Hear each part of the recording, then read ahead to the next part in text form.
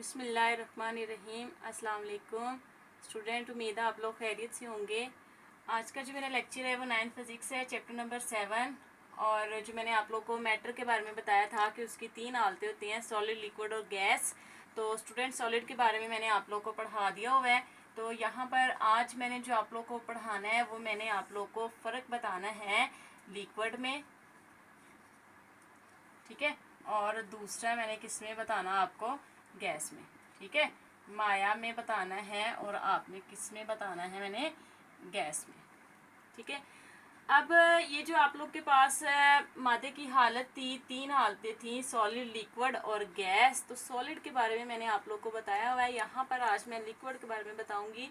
तो स्टूडेंट जैसे मैंने आप लोग को सॉलिड में बताया था कि इसकी जो है वो मजबूत अट्रैक्टिव फोर्सेस होती हैं, मॉलिक्यूल्स एक दूसरे के बहुत ही करीब होते हैं, सॉलिड की शेप होती है और सॉलिड का वॉल्यूम होता है, ठीक है। अब यहाँ पर देखते हैं कि हमारे पास जो है वो लिक्विड है, ठीक है, माया यानी पानी है। तो क्या पानी की कोई शक्ल होती है स्टूडेंट? कोई शक्ल नहीं होती, ठीक है। लिक्विड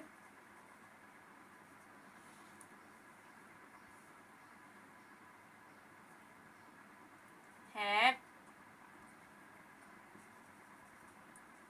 नो शेप, ठीक है, उसकी कोई भी शक्ल नहीं होती। लेकिन स्टूडेंट लिक्विड का क्या होता है, has definite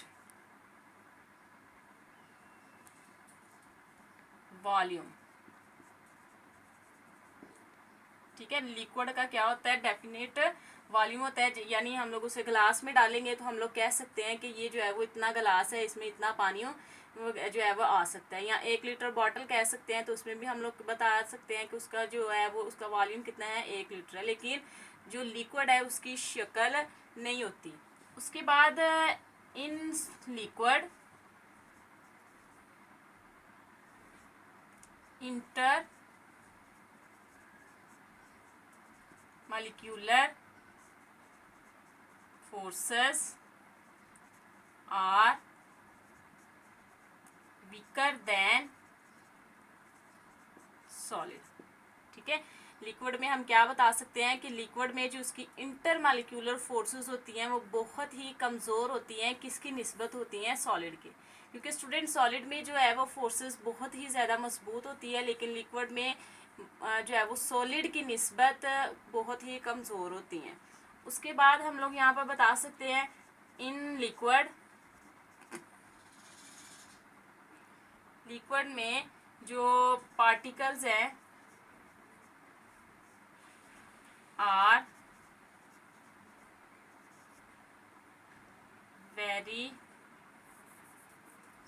are not close to each other, ठीक है।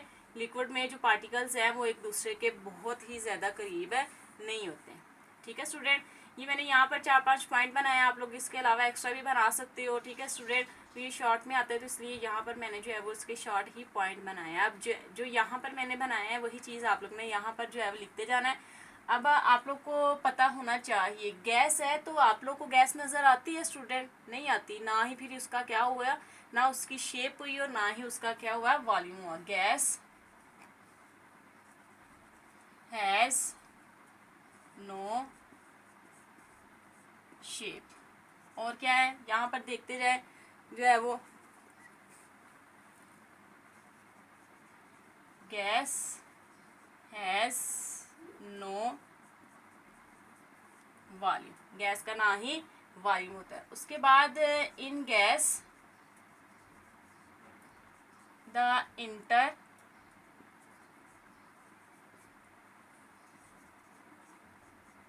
molecular forces are weaker, sorry यहाँ पर जो गैस में है फोर्सेस तो इसमें होती नहीं है, निग्लिजिबल होती है। फोर्सेस आर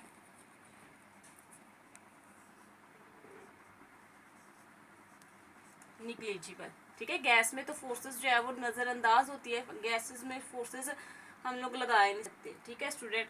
उसके बाद ये जो आप लोग के पास चौथा पॉइंट था कि गैस में जो पार्टिकल्स होते हैं वो बहुत ही ज़्यादा एक दूसरे से दूर होते हैं। In gas the particle are far away from